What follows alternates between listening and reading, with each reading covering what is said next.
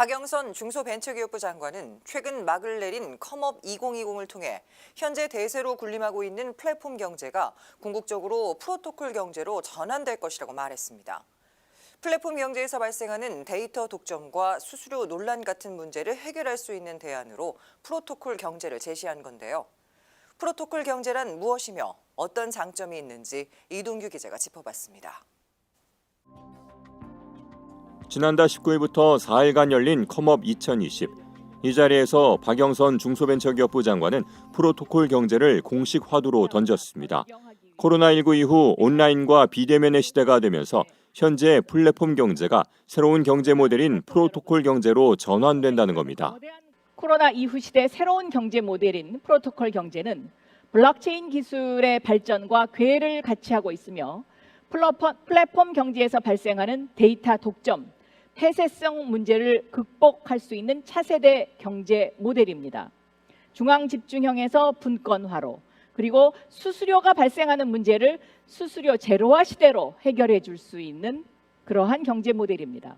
플랫폼 경제란 기차역 플랫폼이 수많은 사람과 물건이 오가는 도시의 기본 인프라인 것처럼 4차 산업혁명 시대에 여러 산업에 걸쳐 꼭 필요한 빅데이터와 AI 등 핵심 인프라와 생태계를 갖추고 활용하는 경제를 말합니다. 네이버와 카카오톡, 배달의 민족 등을 대표적인 플랫폼 사업자라고 할 수 있는데 이들은 수수료 인상이나 정보 독식 등에 대해서 꾸준히 지적을 받아온 게 사실입니다. 구글이나 페이스북이나 네이버나 카카오 등 그들은 우리의 정보를 다 갖고 있죠. 그리고 독점적으로 갖고 있는 거죠. 근데 나의 신용 정보나 위치 정보들이 다 갖고 있는데 그 정보가 어디에 쓰이고 또 그들이 그 정보를 가지고 돈을 버는데 나까지 보상해주지 않잖아요. 프로토콜 경제는 이러한 플랫폼 경제의 폐해를 줄일 수 있는 대안으로 제시되고 있습니다. 다시 말해 플랫폼 사업자가 정보와 이익을 독점하던 구조라면 프로토콜 경제는 플랫폼 내에 있는 소상공인 등 이용자들도 공정한 대가를 나눌 수 있는 나눔과 상생의 경제 모델인 겁니다.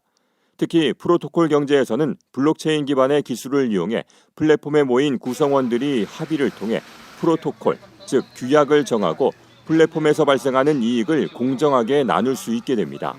기존의 플랫폼 사업자는 일방적으로 의사결정을 해서 수수료를 올린다든지 했던 것이 구성원들의 합의 없이는 불가능해지는 겁니다.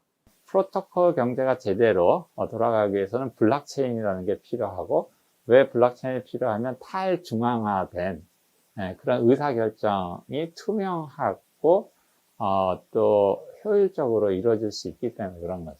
그래서 결국 신뢰할 수 있는 플랫폼이 필요한데 그것이 바로 블록체인이라고 하는 거죠.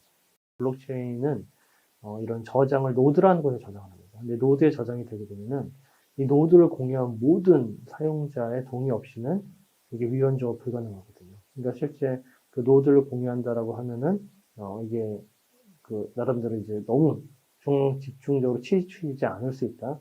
그런 장점이 있는 것이죠. 프로토콜 경제는 배달의 민족이나 네이버의 수수료 논란 같은 플랫폼 경제가 안고 있는 문제들을 해결할 수 있을 것으로 기대되고 있습니다.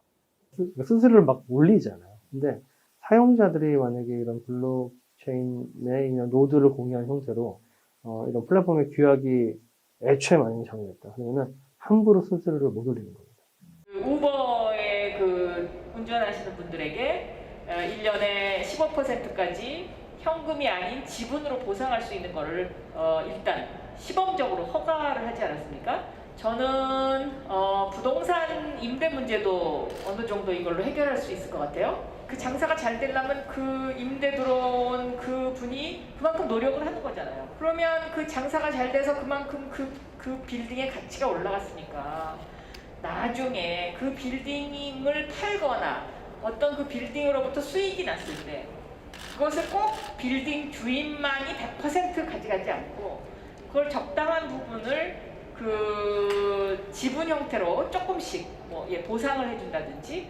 배달의 민족의 수수료 논란에 이어 현대자동차의 중고차 시장 진입과 관련한 찬반 양론도 팽팽한 가운데 블록체인을 기반한 프로토콜 경제가 대안이 될 수 있을지 주목됩니다.